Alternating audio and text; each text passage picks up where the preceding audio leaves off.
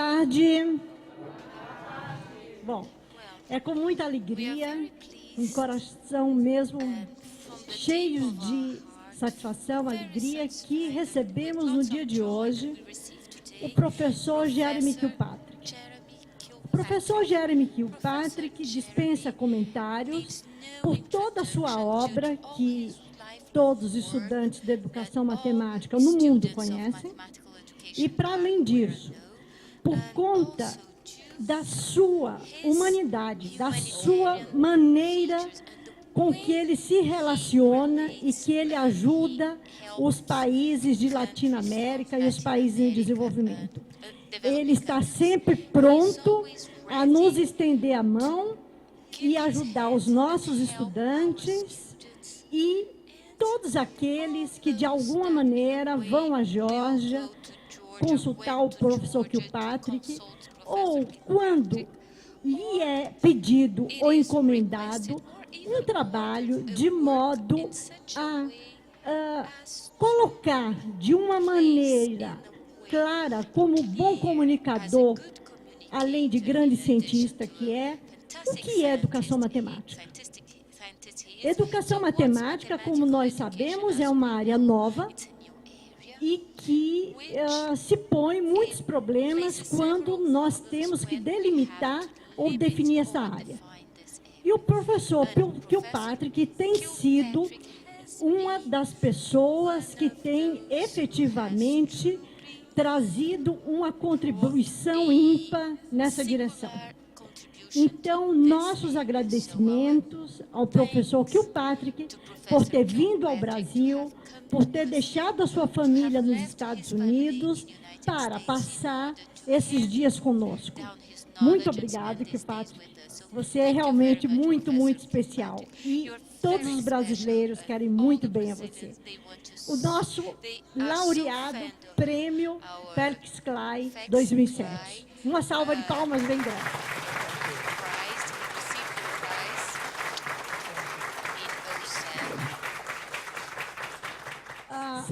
Um agradecimento especial ao ministro Fernando Haddad, ministro da Educação, que criou esse programa.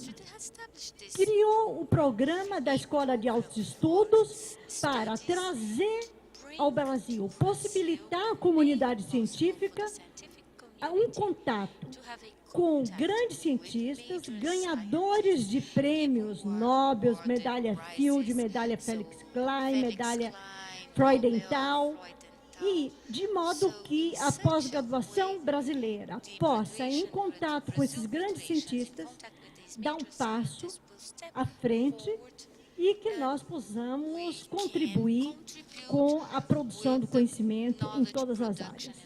Mais uma vez, obrigada. Gente, todos nós sabemos. Bom, hoje nós vamos começar a falar sobre proficiência matemática e os seus componentes, mas antes de começarmos a fazer isso, eu tenho uma breve introdução a fazer e exponho as suas dúvidas. Então, nós começamos com a educação matemática e a matemática como um campo acadêmico. Temos uma E um artigo que apareceu na Sociedade Americana de Matemática em 2004, por Kymon Bath, que é o antigo presidente da Comissão Internacional da Instrução da Matemática, e Bernard Hartnett, que é o secretário da Tesouraria, ou secretário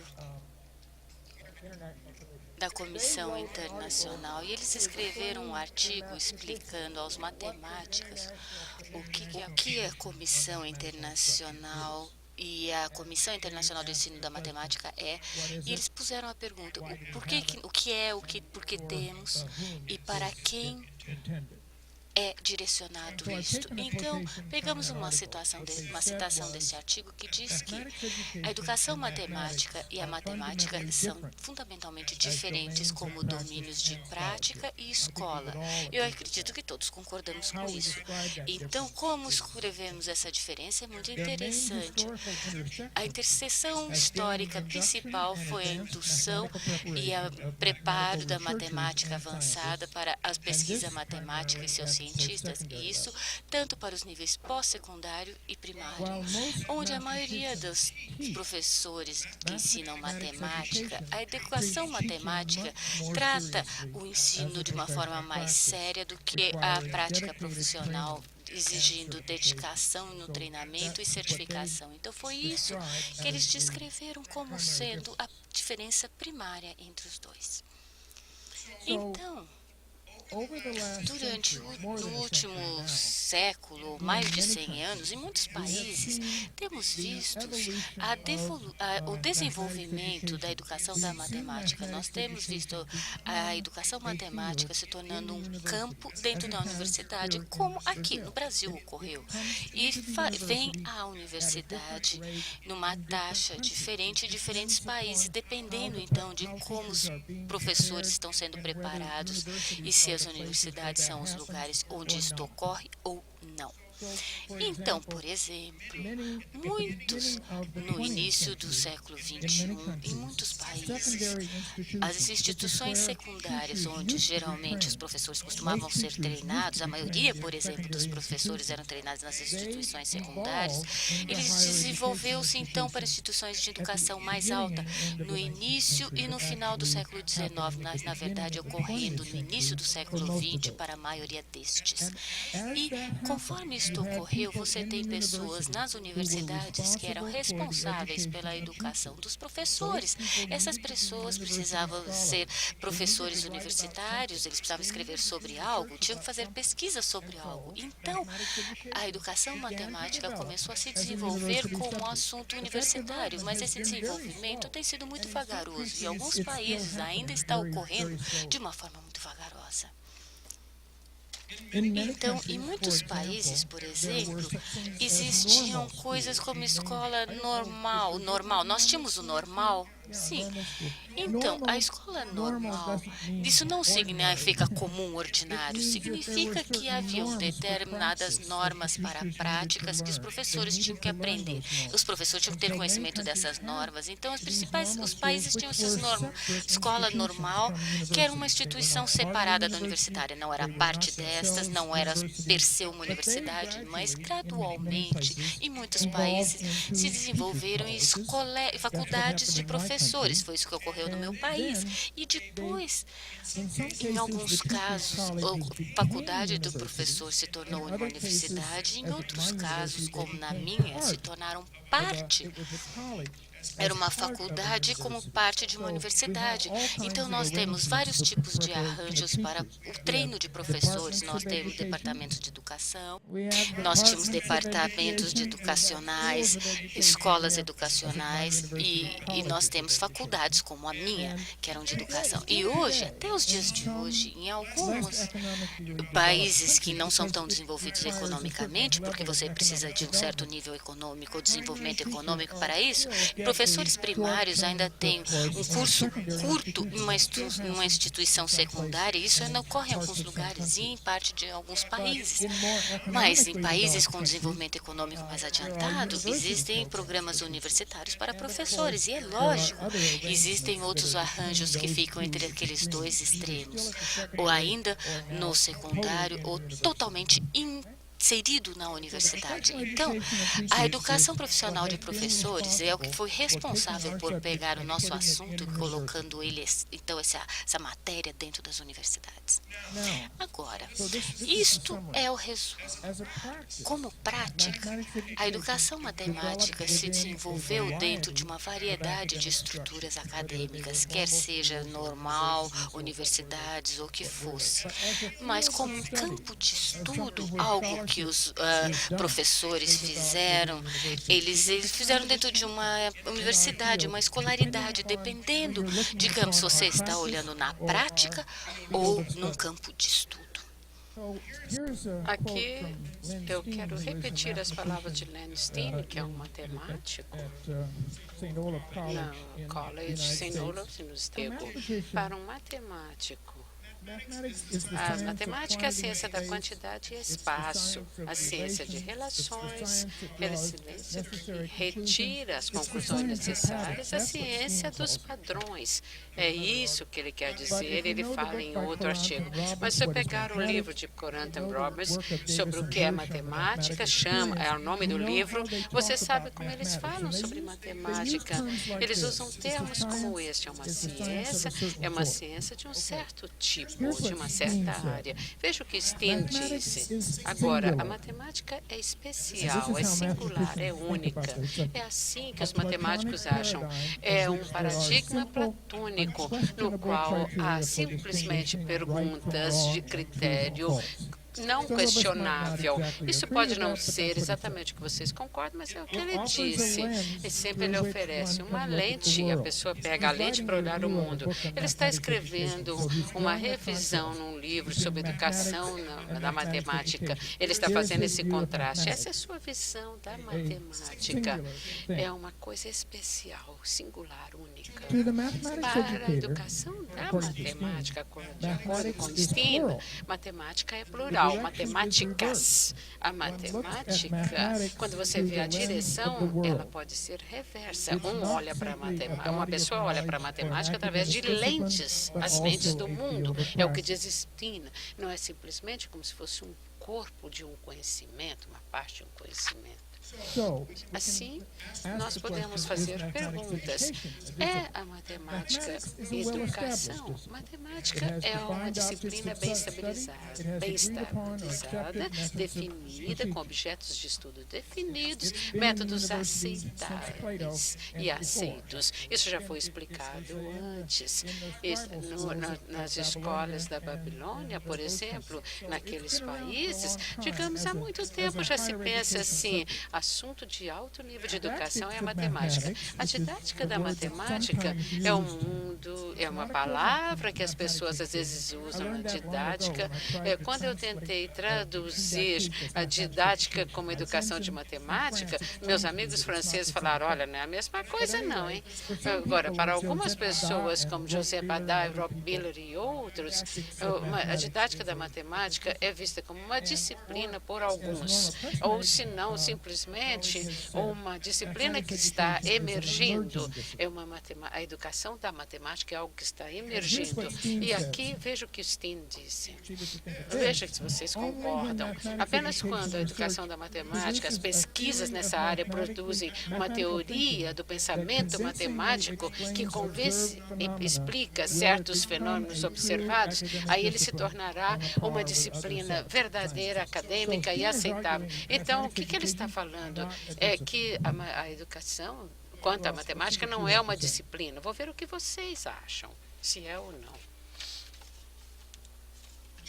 O James Van Conner é um professor da Harvard, que já foi ali o diretor. Ele disse que não existe nenhuma ciência da educação. Digamos, a educação no sentido que seja uma arte prática. A educação, a pesquisa na educação é ilusiva, uma ciência ilusiva. Ellen Lagman disse, agora John Dewey disse que a educação é uma nova ciência tendo um estado agora científico. Nós estamos falando como educação como disciplina e pensando, é uma ciência? Ponto de interrogação.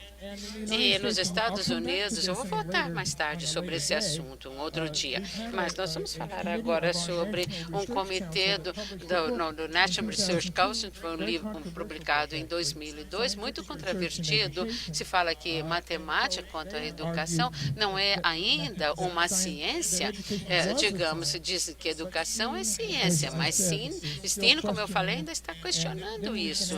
E aí falamos nós mesmos. Existe, então, podemos chamar isso como uma ciência social? Eu agora posso perguntar também se ciência social é uma ciência? Agora, Gert Schubrink, talvez vocês conheçam, ele é alemão. Ele estuda sobre a educação na matemática. Todo o campo acadêmico, eu acho que é uma observação importante a dele. Toda a área acadêmica tem um lado que está relativo a conhecimento e outro que se refere à prática. Esse é um ponto que Steen ainda não colocou. Ele não falou sobre a prática, o lado prático da matemática, que está ali. E aqui, veja o que Gert disse, a autonomia de uma disciplina acadêmica depende da existência de umas carreiras profissionais especializados para a disciplina, para graduar nessa disciplina. Como consequência, a disciplina ela é relacionada com a função, levando, nesse caso, que uma induz a outra. Essa é uma maneira de ver qualquer disciplina, qualquer área, tendo um campo de conhecimento de um lado e prática de outro.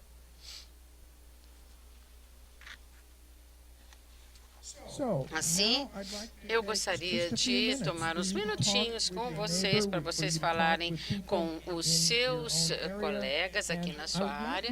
Eu gostaria que vocês observassem essas perguntas. A educação da matemática no Brasil é considerada uma disciplina? É a primeira e mais importante. Por quê e por que não, se for o caso? É uma ciência? Por quê ou por que não? Nós descobriremos depois que vocês discutirem. Vamos ver os votos. Peguem uns minutinhos e, colegas, por favor, discutam um com o outro essas perguntas.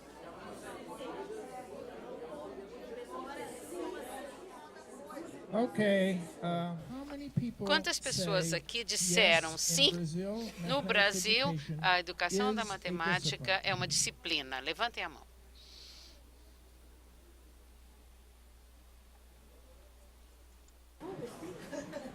Bom, eu vou defender porque eu acho que no Brasil a gente também tem a educação matemática como disciplina. Eu vejo que é disciplina e é ciência.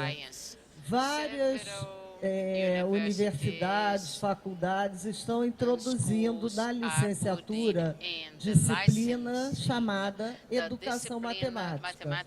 Muitas vezes a própria didática da matemática já está contemplando as pesquisas, resultados da educação matemática para ser utilizado na prática dos professores.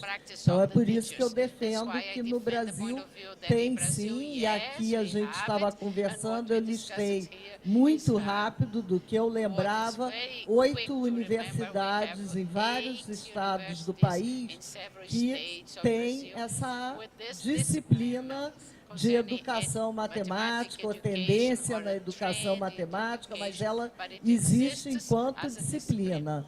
E enquanto ciência também, porque a gente produz teses e pesquisa nessa área. Então, são duas coisas diferentes, uma como disciplina e outra como ciência. Maria Helena. Eu vejo a educação matemática como uma disciplina ponte.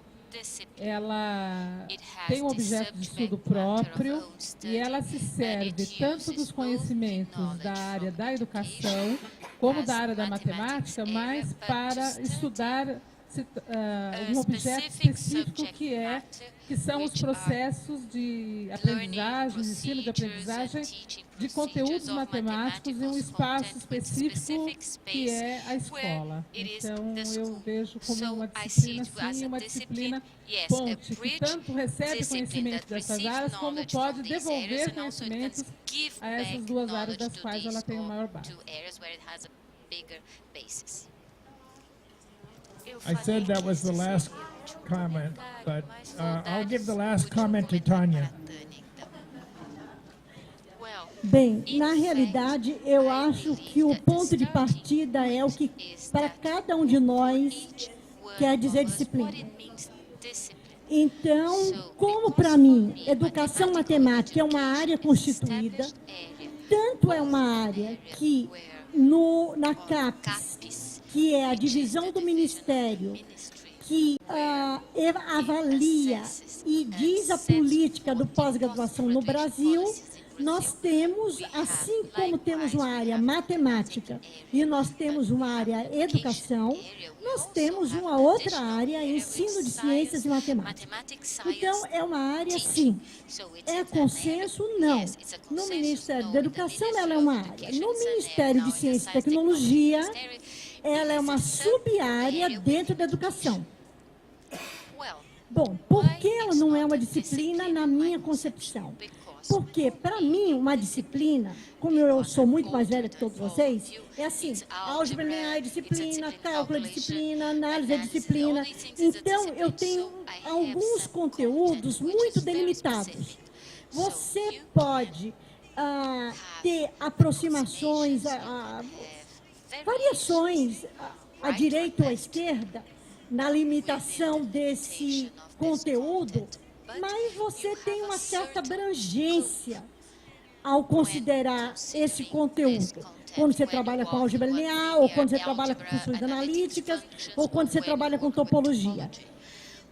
A educação matemática, enquanto disciplina, é verdade que ela começa a aparecer em alguns cursos de licenciatura em matemática, que são considerados cursos de ponta no país. Ou seja, pessoas que estão mais avançadas. Mas ela não é reconhecida pelo status que julga e que dá as cartas nos currículos oficiais. Eu estou falando dos currículos oficiais de governo. Aí ela não é considerada.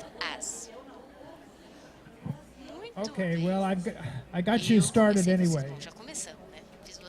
Muitos de vocês, acredito, estão familiarizados com nossos esforços, Conselho Nacional de Professores de Matemática. Algumas pessoas nos outros países acham isso estranho, porque isso é bom. Quem dá autorização para essa gente começar a falar sobre o currículo e tomar esses decisões? Nós temos um departamento educacional, mas não é nada similar ao seu Ministério da Educação. Especialmente nos Estados Unidos, a nossa Constituição nos dá a função de educação. Os estados individuais, os 50 estados, eles têm autonomia. Então, as escolas locais vão decidir qual vai ser o currículo. Então, a nível nacional, nós não temos ainda um currículo nacional, embora durante a minha vida nós chegamos perto deste ponto. E hoje nós estamos mais perto do que jamais estivemos de ter um currículo nacional, embora não tenhamos. E, portanto, dependemos de grupos como o Conselho Nacional dos Professores de Matemática para fornecer um currículo em campos diferentes, por exemplo, ciência. O Conselho Nacional de Pesquisa ofereceu alguns padrões para a ciência, mas os primeiros padrões que foram escritos por qualquer assunto foram aqueles de 1989, que é padrões de avaliação de currículo e a sua avaliação pelos Conselhos dos Professores de Matemática. Vocês devem ter ciências que os padrões eram muito radicais, padrões para o ensino da matemática 91, as pessoas desconhecem esse, existem também padrões, esse é aquele com o qual trabalho, padrões de avaliação para ensino da matemática na escola em ano de 1995, e daí aqui esses levaram para esforços de padrões para assuntos escolares, e daí em 2000 a MCTM reviu todos os padrões e unificou num documento chamado Principles and Standards for School Mathematics. Então, princípios e padrões para a matemática escolar, traduzindo. Muito bem. A primeira reação ao 89, esses padrões, foi uma reação positiva. Quem publicava livros escolares colocaram esses padrões base. Em alguns casos, foi a única, então, na verdade, a única modificação que foi feita nesses livros. Mas a Fundação da Ciência Nacional pagou por vários projetos que é de 5 a 8 e também de 9 a 12 para o secundário e 5 a 8 para o primário. E nós temos um currículo de matemática local para os estados em linha com os padrões. E os políticos, na grande maioria, naquele momento, eles falavam que os professores de matemáticas eles encorajaram esses professores a virem levantar esses padrões e encorajaram para ocorrer em outras matérias também. Mas daí na Califórnia, onde é um local onde muitas coisas ocorrem, o rebound, então a contrapartida disso aí, o que ocorreu na Califórnia foi que os professores e as outras pessoas que estavam fazendo a proposta de modificações no currículo escolar, no ensino, foram à frente do público e muitos matemáticos e muitos professores de matemática fizeram uma proposta de trabalho muito radical. A de 85 e 92, especialmente a de 92, foi muito avançada, longe, muito diferente de tudo que já tínhamos até aquele momento. Então, instituíram, e na verdade foi uma avaliação, sistema de avaliação em 92 muito caro, e em 94 tiveram novos materiais para o currículo, e houve também vários problemas diferentes identificados pelo Departamento Educacional da Califórnia, que levou, então, a uma reação contra estas propostas. Então, é interessante que a estrutura de trabalho em 85 de Califórnia foi a base para muito do que ocorreu com os padrões de 99. Então, vocês podem ver que não apenas o progresso começou ali, mas a reação também começou neste mesmo ponto. E se vocês estiverem interessados numa história bem interessante no que ocorreu com a Califórnia, como as pessoas reagiram contra esses padrões e como todos foram à frente do que as pessoas estavam querendo aceitar e, finalmente, as pessoas começaram a reagir negativamente. A Suzanne existe um livro chamado California Dreaming, publicado para a imprensa AOL da University em 2003, que fala sobre a história deste currículo, desses padrões de mudança dos currículos, de mudança, e foi, então, a imprensa da Universidade de Yale. E, finalmente, a Califórnia foi para trás e, no momento, tem uma posição mais tradicional e conservadora em termos de currículo agora do que tinha naquele momento quando eles estavam implementando essas modificações. Muito bem, aqui nós temos algumas das reações. As pessoas começaram a falar sobre toda a matemática. Nisso não tem nenhum significado claro, mas é uma maneira de argumentar contra o que a MCTM estava propondo, porque havia um movimento nos Estados Unidos, o Southern Whole Language, inglês, idioma total, uma maneira de ensiná-lo que não foi aprovado por muitas pessoas, porque era extremamente radical. Então, vamos chamar essa nova coisa Whole Maths, que também é uma coisa radical. Então, essa era a ideia, dar o nome Whole Math e as pessoas vão reagir contra. Então, isso também é denominado New Math, que queria dizer, bom, se você não gostava da matemática nova, essa ainda é pior, que é New, nova matemática. E daí tinham grupos de pais e matemáticos que foram estabelecidos, e eu já mencionei aqui, o corretamente matematicamente falando deste grupo digamos, é violentamente contra a reforma, é anti aos movimento de implementação dos padrões. Então, eles começaram a dar nomes. Então, além de Whole Math, começaram Fuzzy Math. A MCTM estava promovendo, e as pessoas que estavam a favor de AMCTM, eles chamavam Parrot Math. Então, são todos os nomes. E, naturalmente, haviam muitas anedotas que surgiram com isso. As pessoas, os pais falavam, bom, meu filho tem essa nova matemática que é nova, e não aprendeu. Então, provavelmente, é um programa terrível. E, finalmente, em 98, Richard Riley, que era o nosso secretário de educação naquela época, ele pediu para cessar fogo do que ele chamava da guerra das matemáticas. Então, eu acredito que essa foi a primeira vez que as pessoas já ouviram essa palavra, que era a guerra da matemática, essa expressão. Interessantemente falar que os políticos pegaram isso e, voltando lá na época dos anos 2000, quando George Bush estava no seu primeiro governo, ele e o Al Gore estavam usando fuzzy math nos seus números. Então, os políticos adotaram essa palavra fuzzy math. Então, muitos matemáticos, William Thurston escreveu o que as pessoas estavam falando e o que o Bush estava falando, que a matemática é confusa e embaralhada, fuzzy, então ignorem. Então, Corehead, e eles começaram a cantar fuzzy math quando as pessoas eram solicitadas a explicar a projeção orçamentária do George Bush. Eles falaram, bom, é uma fuzzy math, é toda embaralhada. Então, os políticos não estavam falando sobre os padrões da CTM, mas eles estavam falando, na verdade, eles aderiram a essa palavra para explicar os orçamentos do Bush. Então, se você não gostava de uma proposta de alguém, eles estavam fazendo essa proposta, essa matemática fuzzy que é embaralhada. Então, eu tenho uma história terrível que é fazer com que a conta fosse feita corretamente na Flórida, mais ou menos seguida essa situação. As pessoas usavam essa matemática embaralhada não apenas para falar sobre projeções da economia, mas também contagem dos votos. Vocês lembram o que aconteceu na Califórnia, né? Então, foi a matemática fuzzy também. Muito bem. O nosso atual vice-presidente e da sua esposa, Lynn Cheney, escreveu um artigo no Wall Street em 97, onde ela atacava o mandado do Clinton por essa matemática fuzzy. Porque é interessante ela escrever isso, porque originou-se do campo esquerdo, então, digamos assim, de nada.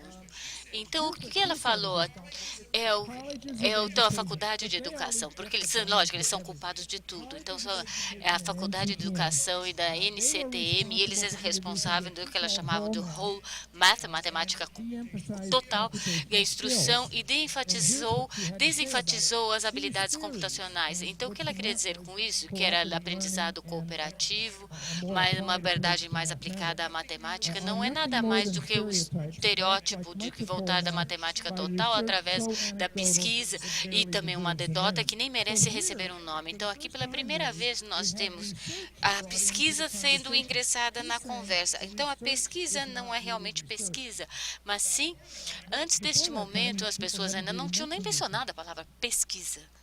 E, novamente, Martin Gardner, que é muito respeitado como autor, por algum motivo, que Deus sabe qual, em 98 escreveu um artigo, eu digo louco esse artigo, que argumentava contra a New Math e a Fuzzy Math. E ao invés de argumentar contra o padrão NCTM e o novo material do currículo, ele pegou 3 coisas específicas e estranhas. Eles pegaram a cartilha de álgebra comercial. Então, ele pegou o yearbook do NCTM sobre equity, que são participações, e daí ele pegou o sistema, a série de vídeo de sistemas de transmissão público. Então, isso exatamente não tinha muito a ver com a reforma das bases e suas normas, então, mas se tornou um bom argumento para ele. E aqui o que ele fala, é estimado que metade dos matemáticos pré-faculdade nos Estados Unidos, acho que ao ponto de vista dele, a estimativa deles, agora está sendo ensinado por professores que foram treinados naquela matemática fuzzy. Então, é nova instituições educacionais que estão causando todo o problema. O novo caso é altamente influenciado, aqui temos os corporativos, multiculturalismo e questões ambientais e também feminismo, gente. Então, isso que é responsável a causa da reforma de base de padrões. Muitas pessoas não teriam identificado essas 3 coisas como o fato responsável, imagino eu. Então, rapidamente, a Califórnia, como sempre, ingressou nesse diálogo ao dizer que eles mudaram o Código Educacional em 94 e falaram, muito bem, os materiais utilizados nas escolas da Califórnia têm que ser refletivo do que eles chamam de pesquisa atual e confirmada. Então, agora nós temos essa pergunta, bom, a questão da pesquisa entra, não queremos nada na nossa escola que não tenha sido confirmado pela pesquisa. Então, em 98, eles tiveram um projeto de lei que falava que programas para treinamento de professores devem abordar a pesquisa replicada sobre as habilidades matemáticas e também os programas devem aplicar a replicar da pesquisa nos métodos de ensino da matemática. Então, eles estão falando que eles não querem nada na nossa escola que não tenha sido confirmado por pesquisa de replicar, porque, e a conta que as pessoas estão falando, então esse era o argumento, tinha que ter sido replicado. Então, o fato é que agora não foi confirmado por pesquisa de replicado e me parece que não incomoda essas pessoas. É tudo. Será que nós devemos mudar alguma coisa? Nós não deveremos mudar algo até que então tenha sido replicado. Talvez o que mesmo não seja tão bom. E teve uma revisão feita em Califórnia em 98, que as pessoas tinha a Universidade de Oregon e o Senado aprovou esse tipo de coisa. E 7 autores apresentaram o argumento que o ensino direto é superior a utilizar materiais manipulados, utilizando tecnologia. Então, esses eram argumentos, ou ter os estudantes trabalhando em grupos ou investigando. Bom, estes são os argumentos apoiando isso aqui são muito fracos e eles excluíram muitas pesquisas para chegar a essa conclusão. Mas existe uma crítica por Jacob Eckert, que foi feita em 99, que fala o que está errado com esta revisão. Ele aponta, mas os políticos da Califórnia concordaram com este relatório. Isto foi o principal motivo pelo o currículo na Califórnia ter retrocedido e longe de onde se encontrava no momento. Uma outra questão, o outro ponto, é que o Congresso pediu ao Departamento da Educação em 94 para identificar o que eles chamavam de programas de exemplares e que prometiam. Então, eles tinham um painel que reviu 61 programas de matemática, e esse relatório foi apresentado em 99, em outubro de 89, e então ele era promissor, então, olhando a pesquisa para ver o que parece que a pesquisa estava falando. Então, o problema é que quando você vai atrás da pesquisa, algumas vezes a pesquisa não fala o que você gostaria. Então, você tem que ver objetivamente, fazer exemplos, por exemplo, evidência que convence, olhando vários pontos, múltiplos pontos de melhoria na aprendizagem e compreensão por parte dos estudantes. Assim, como eu disse, quando você não faz um resultado de pesquisa do jeito que você pensava, você tem que objetivar. O que o Washington Post disse em 1999, depois de toda a propaganda, 6 matemáticos escreveram e, sem dúvida, 200 outros apoiaram. O Instituto de Humanidades, que é bem conservador, que deu todo o apoio, perguntaram ao secretário que ele retirasse aquela recomendação chamada prematura, considerada prematura. Eu acho que o ponto interessante para vocês é que isso se tornou um tipo de discussão política nos jornais. Isso não havia acontecido antes. E nós também tivemos o nosso congresso envolvido em do Delaware, que um dos representantes do congresso defendeu a ideia, e ele queria que se baseasse as pesquisas em estudos, e esses estudos deveriam ser completos e também feitos antes das recomendações e deviam ser disseminados em todo o país. O James Milgram, por exemplo, desculpe, ele estava também se pronunciando a respeito dessas pesquisas, e uns dizendo se eram bons e outros dizendo se não eram. Assim, a minha análise de tudo isso, primeiramente, os estudos que se usaram na primeira carta aberta vieram da internet, Mathematically Correct, então ali não aparecia em jornais. No caso, usava-se anedotas dos pais cujas crianças tinham problemas com os novos programas, e também confiava nos matemáticos que falaram dos tópicos como eles eram tratados, e aqueles também que não gostavam de tudo que tinha no livro. E nenhum desses argumentos, nenhuma dessas provas chegaram até conseguiram obedecer os critérios do Californian Mathematician Team. Então, não conseguiram atender aos critérios solicitados. Assim, Se você comparar, existem, sem dúvida, batalhas matemáticas. Quando nós tivemos a nova matemática nos anos 60, nos anos 70.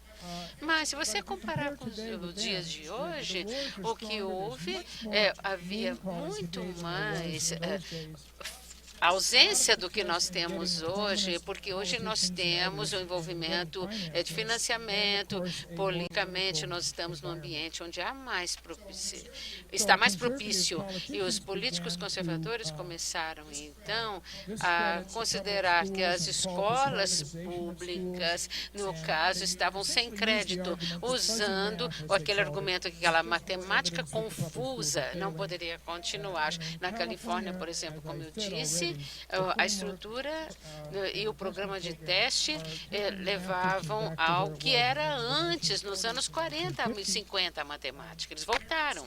Os pais, sem dúvida, nós temos que ter sempre em mente que os pais se opõem a mudanças no programa porque eles não querem experiências com as crianças deles. Sendo assim, é uma discussão muito forte. Eles querem que conserve porque eles não querem que os filhos sejam cobaias. Eles não querem absolutamente com a sua criança. E os educadores precisam de convencer os pais que as mudanças são boas, são benéficas, e não o contrário. Eu acho que eu vou me permitir falar para ele, resumir numa frase, que o curso de licenciatura em matemática, que prepara os professores de matemática, é considerado, historicamente, e há muito tempo no Brasil, como um curso secundário, um curso menos do que quem faz matemática. Matemáticos que compõem comissões do Ministério, que querem falar de ensino de matemática, não reconhecem as competências e os trabalhos dos educadores matemáticos. E, portanto, a gente tem uma verdadeira guerra em termos de financiamentos. Quem ganha dinheiro nesse país para fazer mais pesquisa, mais institutos, eventos, etc. e tal, as ciências duras, no nosso caso, já que estamos comparando matemática com educação matemática, é matemática.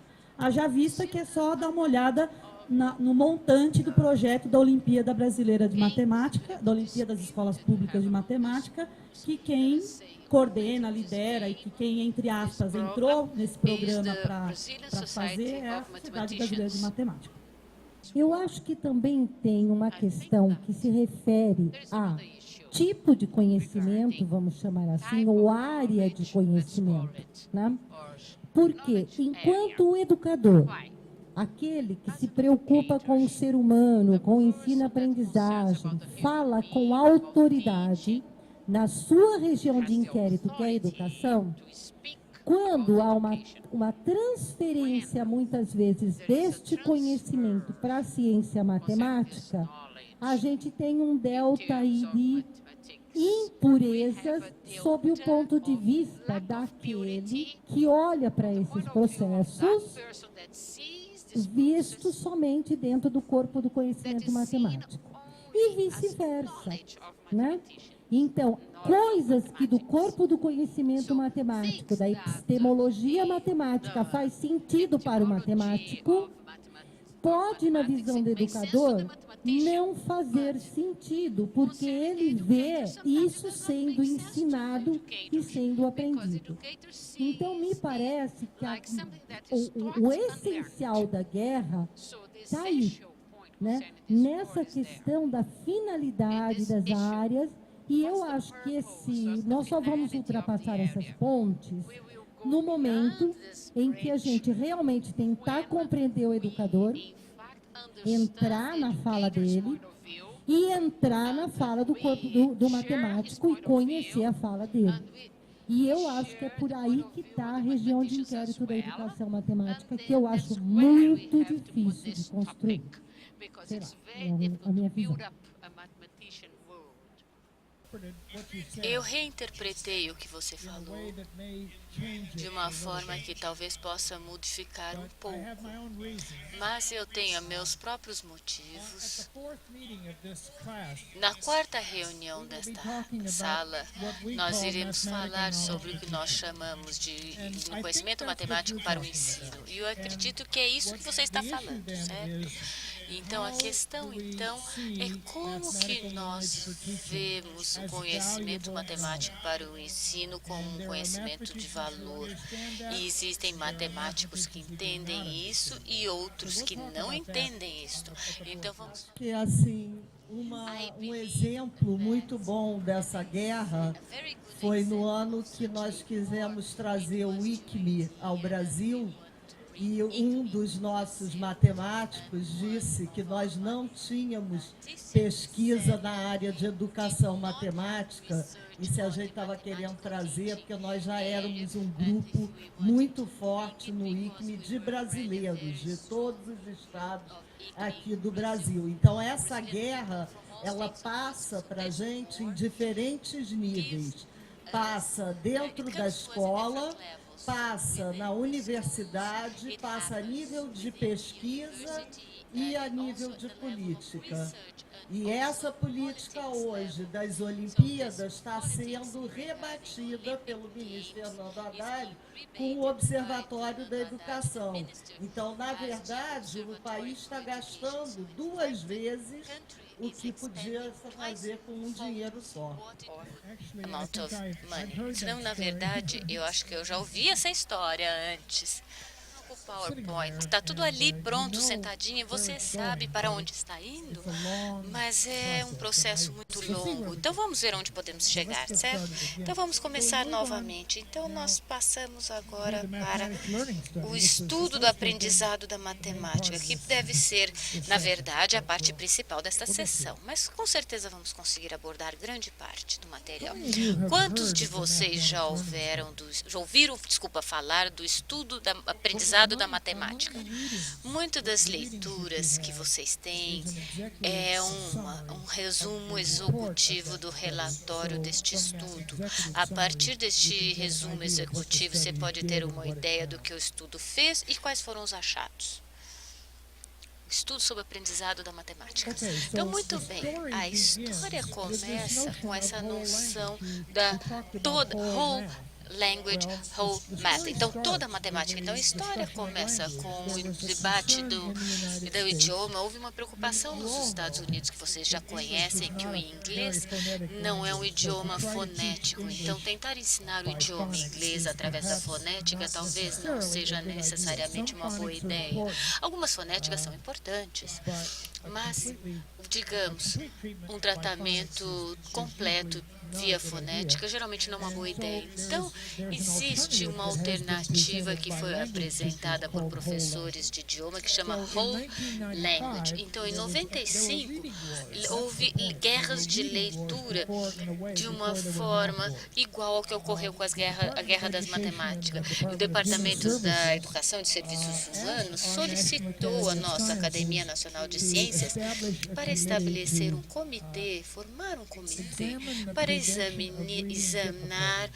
examinar a prevenção de dificuldades de leitura. Na verdade, era como evitar as dificuldades na leitura, porque tínhamos muitas pessoas aprendendo inglês, como vocês entendem, achavam o inglês um difícil. Eu não sei como é que as crianças aprendem, mas aprendem. Não sei como as crianças na primeira infância aprendem português também, mas aprendem. De qualquer forma, então eles publicaram o seu relatório em 98 e as pessoas falaram, bom, isso pôs um ponto final na guerra da leitura. Lógico que não, mas isso é o que foi dito. Então, isto posto, houve uma ideia similar que o Departamento de Educação e a Fundação da Ciência Nacional da Ciência estabeleceram um comitê para conduzir estudos similares no aprendizado da matemática. Isso foi feito em 98 e em 2001 o comitê lançou o seu livro, é um relatório longo com 80 páginas que você pode, se você não tiver acesso a um livro, você Você pode ler todo este relatório na web. Não é tão fácil de ler, mas é possível. E nós pegamos esse relatório executivos e importamos ele para o seu material.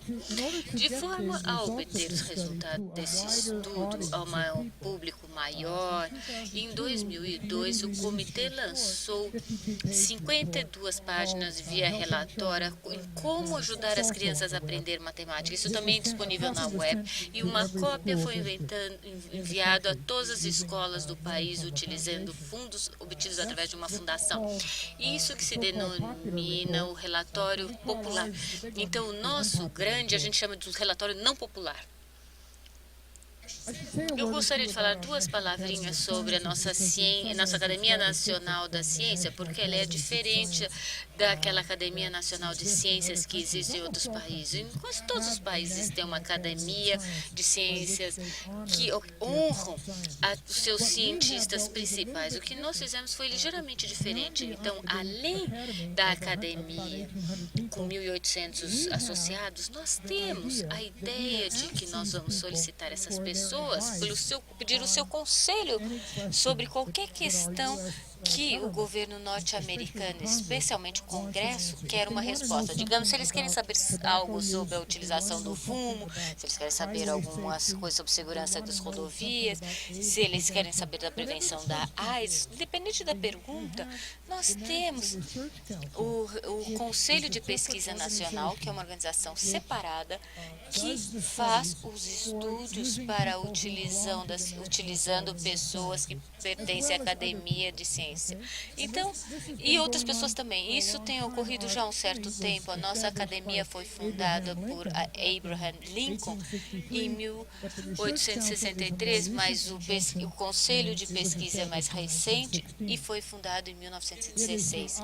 Então, é o braço operacional que faz os estudos para a academia. Não acredito que haja nenhum outro país onde o governo possa ir à academia e falar, bom, me dê o seu julgar independente de alguma questão controversa para onde existem opiniões divergentes. Desta forma, então, o que eles fazem nesse Conselho de Pesquisa Nacional é organizar um comitê que eles chamam de peritos, pessoas que conhecem algo, deveriam conhecer, sobre a pergunta feita. E nós nos preocupamos com a composição de quem é parte desse comitê e se existe um equilíbrio, se todos os pontos de vista estão representados no comitê. Então, se tivesse um comitê no Brasil, você precisaria ter pessoas com diferentes ideias sobre a guerra da matemática. Então, o Comitê de Estudos olha a pesquisa existente, ele obtém um consenso sobre as recomendações e achados, e ele faz um relatório, e daí vem um processo muito interessante, que é revisto pelo um segundo conjunto de peritos. Então, esse relatório é revisto, então eles perguntam, vão olhar se o comitê fez o seu trabalho e se as conclusões são apoiadas. O que ocorre agora? Eu estou supervisionando uma revisão de um relatório sobre matemática na primeira infância das crianças e acabou de ser feito e agora nós estamos revendo com revisores externos de todo o país, dando a sua opinião sobre a minuta do relatório. Então, nós temos que voltar ao comitê e dizer, bom, aqui são as coisas que vocês precisam alterar no seu relatório. O comitê responde à revisão. No caso, nos estudos de aprendizado da matemática, o estudo per se demorou 18 meses. Deveria ser feito em um ano, mas essas coisas nunca são assim tão rápidas. Então, a ideia é ter feito antes das eleições do presidente Bush, que era 2000 e alguma coisa, mas não foi feito naquela época e demorou 18 meses para ter o relatório, a minuta do relatório, e 16 para a revisão e a resposta. Então, na verdade, foram 2 anos em vez de 1. Então, a resposta da comitê é a revisão, a resposta foi aprovada e daí o estudo é disponibilizado ao público. No caso do estudo de aprendizado da matemática, nós tínhamos 3 metas solicitadas a ser feitas para recomendarmos desde do jardinzinho à 8ª série, então é o pré-K. Então, nós deveríamos sintetizar a pesquisa, e tinha muito material, nós deveríamos, então, fazer recomendações para o ensino, treinamento dos professores, currículo, e também identificar onde mais pesquisa seria necessário. E, finalmente, se isso não fosse já o suficiente, nós tínhamos que dar diretrizes aos educadores, pesquisadores, publicadores, fazedores de política e aos pais. Então, o trabalho era enorme. A ideia era de fazer em um ano, era uma loucura. Sabíamos, ao começar, que não seria possível. Nós tínhamos um comitê secundário e que supervisionava tudo. Então, o que nós fizemos? Esse comitê de supervisão, essa comissão de supervisão deu a diretriz, recomendou nomes, monitorou o processo e deu conselhos sobre a sua publicação. Então, haviam 16 pessoas no estudo de aprendizado da matemática, o comitê correspondente. Nós tínhamos professores, nós tínhamos matemáticos, nós tínhamos pesquisadores e psicólogos cognitivos, e pessoas do mundo dos negócios, e algumas pessoas que eram pesquisadores na educação da matemática e pesquisas correspondentes. Eu não vou ler essa lista, mas aqui alguns membros do comitê, vocês podem localizar isso na web. E alguns dos nomes vocês já conhecem e reconhecem que existem 4 matemáticos aqui com diferentes pontos de vista e vários educadores de matemáticas, professores, então diferentes pontos de vista representados dentro deste comitê. E eu fui o presidente deste comitê. A minha maior preocupação é que a gente teria um relatório que nós não íamos, lógico, conseguir todos que concordassem, mas conseguimos. O que foi fantástico, que chegássemos a um consenso. Então, o que nós fizemos? A primeira coisa que precisávamos fazer era caracterizar o aprendizado da matemática de sucesso e identificar que áreas da matemática são importantes nesses graus. Então, qual era o papel da pesquisa, e nós tínhamos que rever e sintetizar essa pesquisa e daí emitir o nosso relatório. Então, eu vou falar hoje, principalmente, sobre essa caracterização do sucesso do aprendizado da matemática. Então, o relatório, como já disse, faz recomendações, conforme foi solicitado a nós, com relação à pesquisa, desenvolvimento profissional e outros itens, e a versão popular foi feita para aqueles leigos poder ajudar os pais, professores, conhecer mais as questões envolvidas, e foi distribuído amplamente. E, na verdade, vários estados têm utilizado esse relatório para preparar as suas normas e padrões. E daí, em 2002, nós tivemos um simpósio no Conselho Nacional de Pesquisas e várias apresentações foram feitas e também reuniões com as sociedades profissionais, o Conselho Nacional, a Associação Nacional dos Matemáticos e assim por diante. Então, é assim que o relatório é apresentado. Se você ler tudo, ele se apresenta assim. Então, vou mostrar o capítulo. É importante que nós decidimos focar a nossa atenção no número. Então, eu vou explicar os motivos para tal em um minuto, mas este foi nosso principal foco. Então, o que ocorreu? Mesmo focando no número, e embora tenhamos feito uma tentativa de ir mais adiante, chegando na álgebra, falou que nós tínhamos que olhar a geometria e também estatística e medições, então adicionamos algumas coisas, mas não fizemos tanto ali neste ponto quanto a aritmética. Daí nós falamos ensinamentos para proficiência e também proficiência no ensino da matemática, e é algo que vamos falar nas sessões mais adiante deste curso. Então, esse é o guia, o escopo, vocês podem achar isso na web tranquilamente.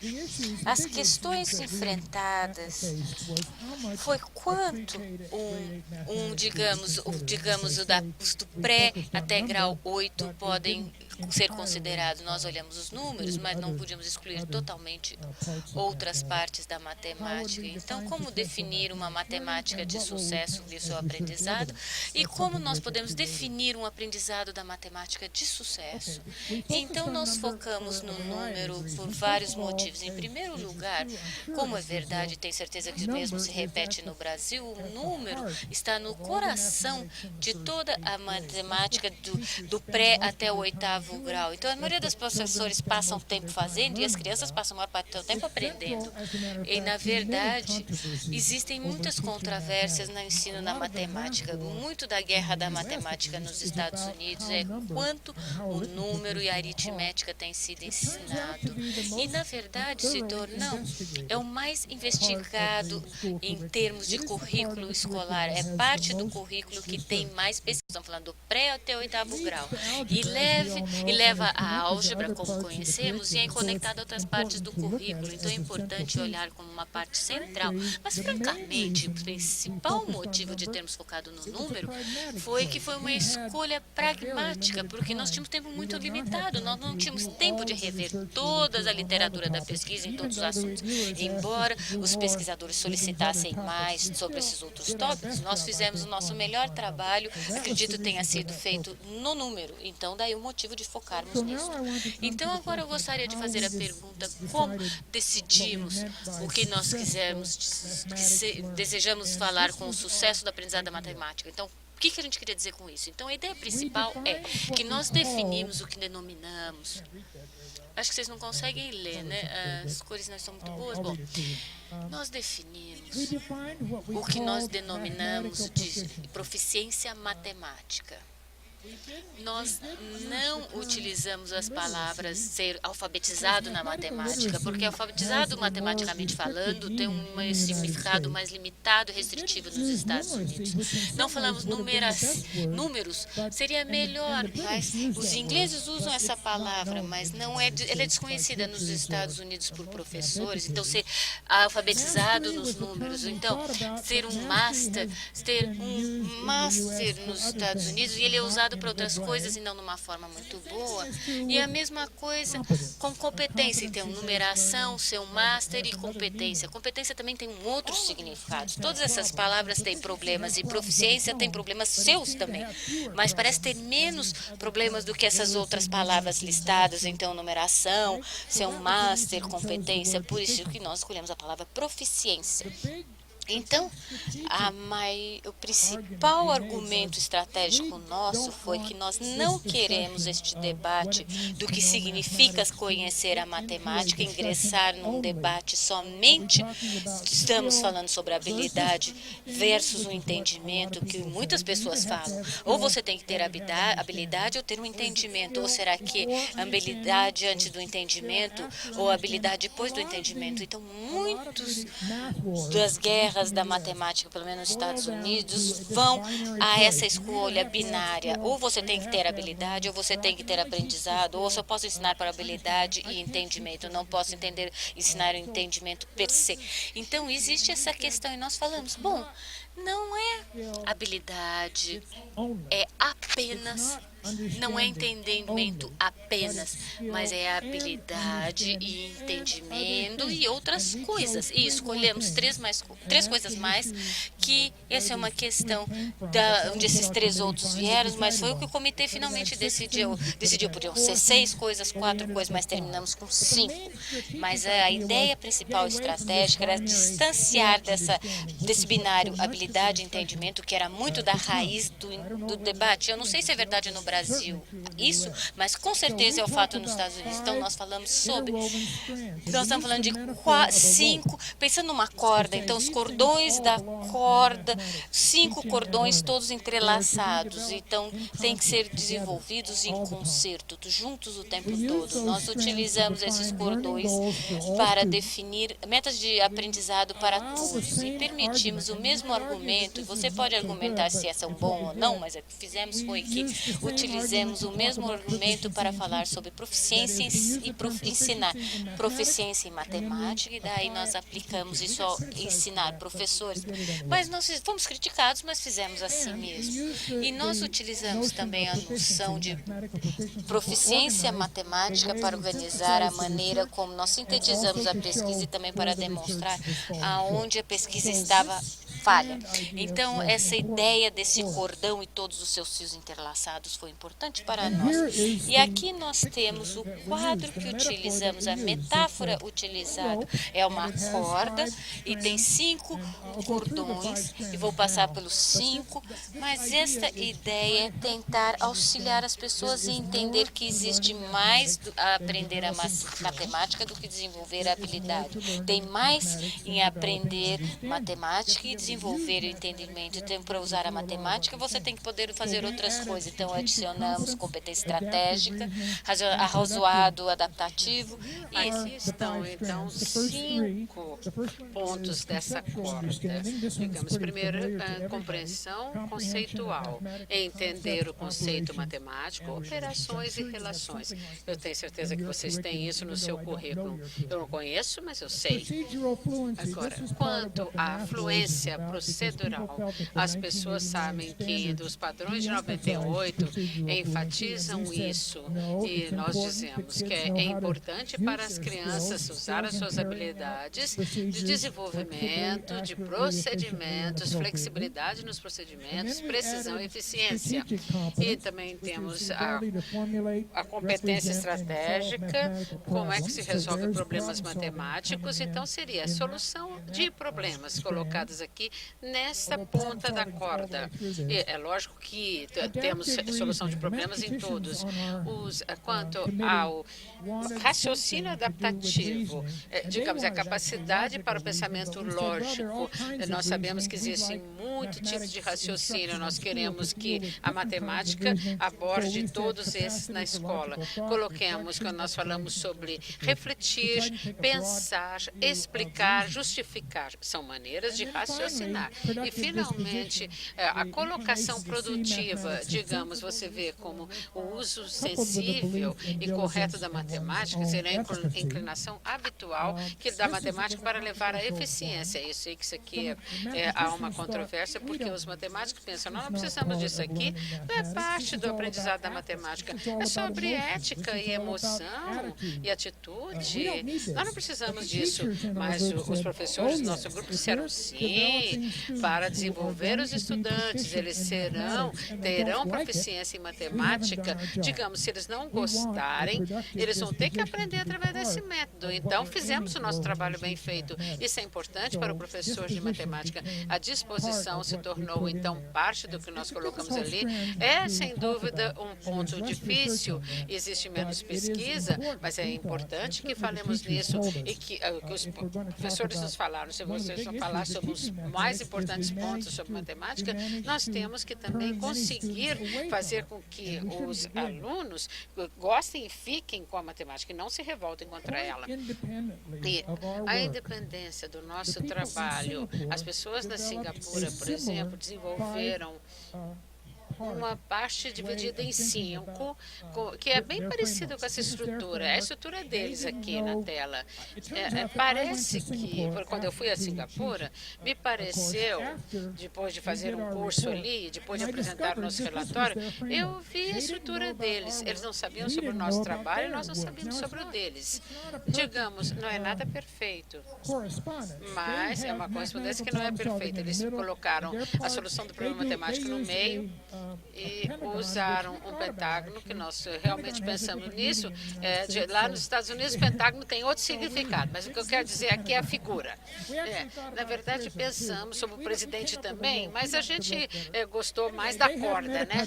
Agora, quanto ao metacognição, nos Estados Unidos, nós não fizemos isso aí, todos lá, às vezes tem pessoas da educação que nem sabem o que é isso, e quanto à solução de problemas matemáticos, puseram no meio. Você vê que tem um tipo de conexão entre as 5 coisas que nós colocamos na nossa corda e as 5 coisas que na Singapura eles puseram no pentágono deles, totalmente independente do resultado. E isso me deu mais segurança. Nós poderíamos estar nas bases que seriam parecidas. A estrutura de Singapura e a nossa corda da proficiência tem uma certa correlação, não? Agora, vamos às perguntas. Usar essas cordas, essas tranças da proficiência matemática. Eu não acho que eu vou fazer isso agora. Eu vou deixar como trabalho de casa para vocês, tá? Eu quero que vocês, num grupo, pensemos individualmente primeiro. Aqui são as cordas, as tranças, e vocês têm no seu grupo executivo, no seu sumário executivo. Eu gostaria de perguntar a vocês para usar essas cordas, uma depois da outra, para ver o que significaria ser proficiente num tópico como este que eu estou colocando. Nós queremos os nossos percentagem, que os nossos estudantes conheçam percentagem, como usar. É o seu trabalho de casa, tá, gente? Liçãozinha. Esse é um. E aqui é o outro, a outra parte do seu trabalho de casa. Considerem apenas. Considerem. Você não tem que fazer essa lição de casa. Considere. Use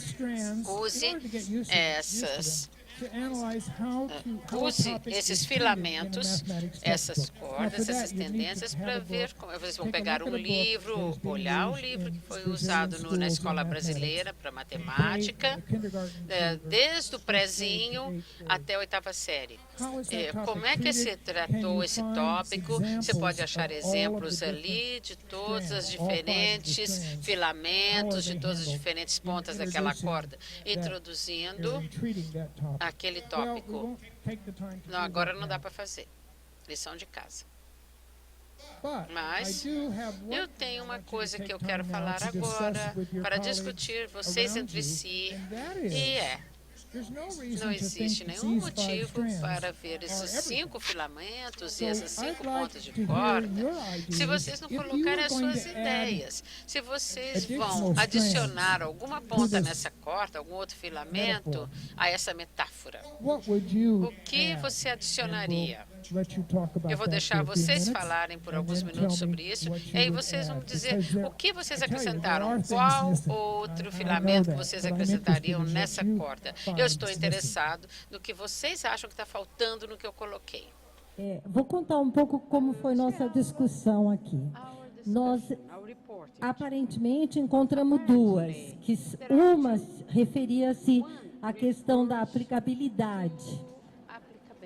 Mas depois nós vimos que isso poderia estar incluído nas competências estratégicas e, de certa forma, também na disposição produtiva, né?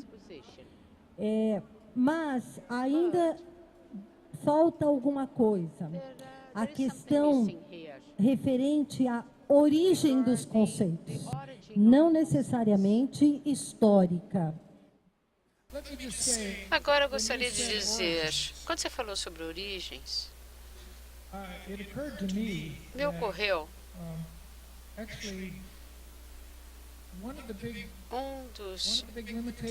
das grandes limitações do nosso modelo. Não é apenas o psicológico de um conceito, não é também o desenvolvimento histórico de nada que seja matemático. Eu fiquei um pouquinho surpreso que ninguém aqui mencionou, digamos, o aspecto etnomatemático. Talvez você possa dizer, está aí, ou você pode jogar em outro lugar aqui, mas eu não estou vendo. Eu espero que vocês, esperava que vocês colocassem, mas nós podemos pensar junto. Para as crianças brasileiras, a proficiência matemática inclui entender o lado etnomatemático da matemática. É uma coisa interessante. Nós vamos voltar nesse ponto para vocês entenderem melhor, porque existem matemáticos que não consideram a etnomatemática a ser matemática, mas nós vamos falar para vocês entenderem melhor mais tarde sobre isso.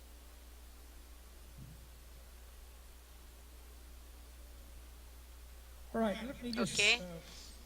Eu gostaria de fazer um sumário aqui, colocando observações e recomendações que podem ser encontradas no Adding It Up, que é o meu programa. Uma das primeiras observações, nós precisamos entender que as crianças, elas entram para a escola com um conhecimento informal da matemática, e aí, subsequentemente, eles vão aprendendo e construindo. Duas questões. Uma está no relatório que eu estou coordenando. Muitas crianças que não têm esse conhecimento, que pode ser feito, então, na pré-escola, no prézinho, para ajudar aquelas crianças que não têm aquele conhecimento a partir da casa.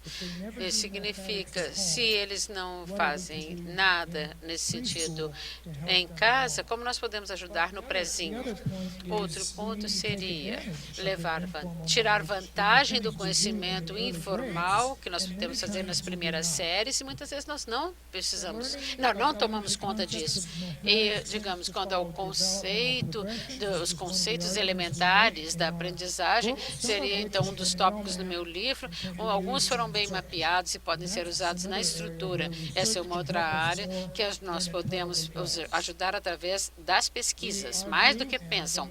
Eu sei que muitas pessoas aqui não trabalham que trabalham nessa sala, estão aqui conosco, sabem que isso é essencial, e por isso que nós temos que pensar nisso, tá? Essa é uma das nossas conclusões, que todos os americanos, os jovens, têm que aprender a matemática e devem pensar matematicamente. E a nossa premissa é que todos os estudantes podem e devem ser proficientes em matemática em qualquer série, do prézinho ao final dos seus estudos. Nós não queremos esperar até estar no colegial para decidir isso. A proficiência da matemática tem seus níveis que têm que ser passados, caso a caso, em todas as séries. Assim, pedimos esses cinco filamentos que fazem parte dessa corda no estudo da matemática.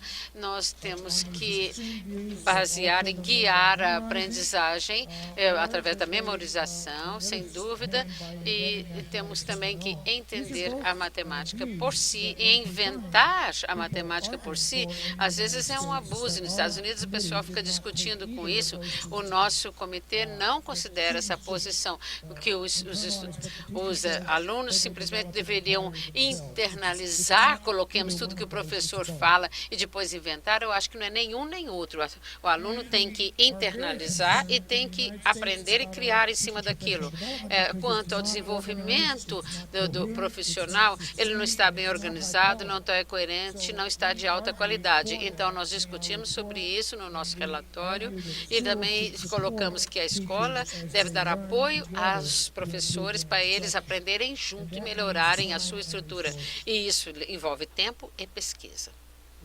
Nós não temos um sistema coordenado nos Estados Unidos de coordenação, e essa é uma grande questão para nós. Nós não temos ministro da educação para fazer nenhuma coordenação, e talvez, mesmo se a gente tivesse, ele não iria coordenar nada. O caso é que nós não temos, e nós discutimos que nós precisamos de uma coordenação muito melhor, uma abordagem de coordenação. E agora, nós também discutimos pontos sobre usar as provas para melhorar o aprendizagem da matemática por parte dos alunos, coordenando e fazendo esforços para coordenar e dar um ensino contínuo e cumulativo. Uma das pesquisas mostrou que, na época que fizemos o nosso relatório, não havia nenhuma pesquisa sobre toda aquela corda, todos os filamentos, porque não havia literatura. Agora já há, e as pessoas pessoas estão considerando, e nós precisamos, então, que os pesquisadores observem que nós já temos filamentos bem apresentados. E também nós falamos sobre as escolas e os programas de pré-escola. Eles têm que dar atividades bem ricas, com números e operações desde o comecinho. E nós sempre mostramos que as crianças têm que saber as 4 operações. E eu tenho certeza que isso não é nada revolucionário, mas na época que nós falamos, as pessoas ficaram meio surpresas, é óbvio. E nós precisamos que o currículo da escola média, nós temos que desenvolver de uma maneira robusta e conectada dentro da matemática. É uma coisa para nós pensarmos também. Eu não sei como é que vocês lidam com a álgebra aqui, mas para nós é uma questão que nós temos que resolver. Nós temos álgebra em 1 ano, no grade A nos Estados Unidos até 9, mas nós não temos aquela progressão, desculpe, até chegarmos ao 9. Nós queremos cartilhas a serem desenvolvidas mais focadas. Nós temos muito problema com as cartilhas. Nossos livros são enormes, vocês devem saber disso. E eles têm tudo em todos os graus e não são focados e nem coerentes. Isso é um problema também.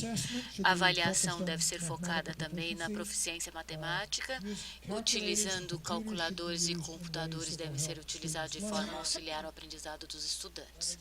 Isso não me parece uma surpresa também, mas é para outros. E deve haver tempo no dia na escola onde as crianças aprendem matemática. Nós descobrimos em nossas pesquisas que existem escolas elementares onde as crianças não têm estudo da matemática todos os dias. E isso é um problema. E nós queremos programas para professores que enfatizem o conhecimento da matemática na sala de aula, e vamos falar sobre isso mais adiante. Nós falamos também sobre a questão de especialistas na matemática. Eu não sei, repetindo a situação no Brasil, em que nível é o primeiro nível onde os professores são especializados na matemática, mas argumentamos nos Estados Unidos que deve ser pelo menos no nível 4º, na 4ª série. E se os professores não forem autoespecializados, deve haver alguém na escola que seja um especialista na matemática, porque nós temos muitas situações onde não tem ninguém na escola elementar que seja especialista na matemática. Eles são especialistas na leitura, mas não na matemática.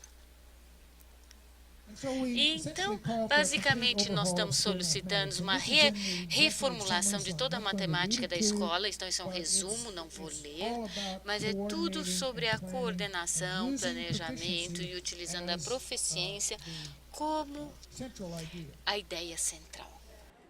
Professor, aqui no Brasil, existem muitas políticas públicas que tentam implementar novos currículos e tal. Mas é uma profunda descrença dos professores, porque mudanças vêm e voltam. Quando chegam essas mudanças pelos currículos dos professores, eles pensam, é mais uma coisa que vem e quando que ela volta? E quando ela vai embora? Qual é a próxima coisa que vai aparecer? Então, uma resistência natural dos professores, justificada historicamente, né? Quem conhece um pouco a educação, a história da educação brasileira, sabe disso. Existe uma outra questão, que a pesquisa que é produzida na universidade, ela não chega na sala de aula, por diversas razões.